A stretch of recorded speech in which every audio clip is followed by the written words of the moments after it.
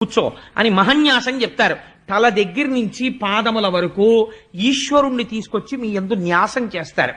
మహన్యాసం జరిగిన తర్వాత మీరు అభిషేకం చెయ్యాలి. అభిషేకం చేసేటప్పుడు కూడా అనేక నియమాలు ఉన్నాయి. శివలింగం మీద పువ్వు బోర్లించకుండా అభిషేకం చెయ్యకూడదు. పువ్వు బోర్లించి అభిషేకం చేశావు, ప్రారంభమునందు పొడి విభూతితో మొదలెట్టాలి, అంచమునందు గంధోదకంతో పూర్తి చెయ్యాలి. ప్రతి పదార్థమునకు మధ్యలో మళ్ళీ సజలంతో అంటే శుద్ధ జలంతో అభిషేకం చెయ్యాలి. ఆ అభిషేకానికి అనేక నియమాలు ఉన్నాయి. ఇన్ని నియమాలతో నువ్వు చేసేటప్పుడు నువ్వు ఆవలించకూడదు. నీ శరీరంలో ఎటువైపు నుంచి వాయువు బయటికి వెళ్ళకూడదు, నువ్వు దగ్గకూడదు, తుమ్మకూడదు. నువ్వు అభిషేకం చేస్తూ మధ్యలో ఎవరితోన్నా లౌకిక సంభాషణ చేస్తే ఇప్పటి వరకు నువ్వు చేసినటువంటి పుణ్యం వాళ్ళ ఖాతాలో వేస్తారు, నీకు మళ్ళీ జీరోకి వస్తుంది.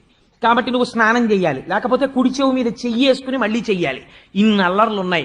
కర్మ అంత తేలిక కాదు. కాబట్టి నీకేమవుతోంది, నువ్వు చేసి